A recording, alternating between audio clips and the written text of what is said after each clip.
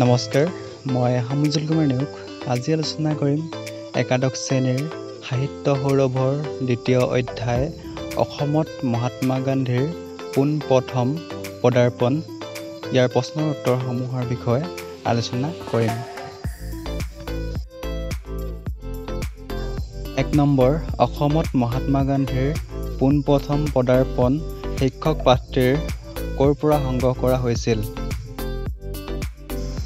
উত্তৰ, অসমত মহাত্মা গান্ধীৰ পোনপ্ৰথম পদাৰ্পণ শিক্ষক পাঠটিৰ মোৰ সোঁৱৰণি আত্মজীৱনীখনৰ পৰা সংগ্ৰহ কৰা হৈছিল। ২ নম্বৰ, মহাত্মা গান্ধীয়ে কেতিয়া প্ৰথমবাৰৰ বাবে অসম ভ্ৰমণ কৰিছিল? উত্তৰ, মহাত্মা গান্ধীয়ে ১৯২১ চনত প্ৰথমবাৰৰ বাবে অসম ভ্ৰমণ কৰিছিল।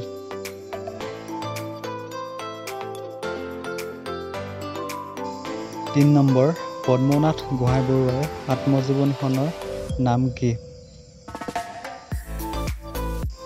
উত্তৰ, পদ্মনাথ গোহাঞিবৰুৱাৰ আত্মজীৱনীখনৰ নাম হ'ল মোৰ সোঁৱৰণি।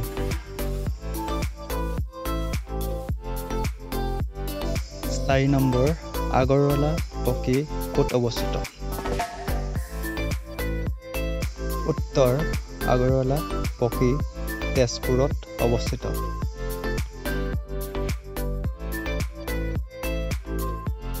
৫ নম্বৰ, গান্ধীজীৰ সন্মানাৰ্থে পকীৰ সন্মুখত আয়োজিত মজলিছত উপস্থিত থকা চৰকাৰী খিতাপধাৰী ব্যক্তিগৰাকীৰ নাম লিখা। উত্তৰ, গান্ধীজীৰ সন্মানাৰ্থে পকীৰ সন্মুখত আয়োজিত মজলিছত উপস্থিত থকা চৰকাৰী খিতাপধাৰী ব্যক্তিগৰাকীৰ নাম পদ্মনাথ গোহাঞিবৰুৱা।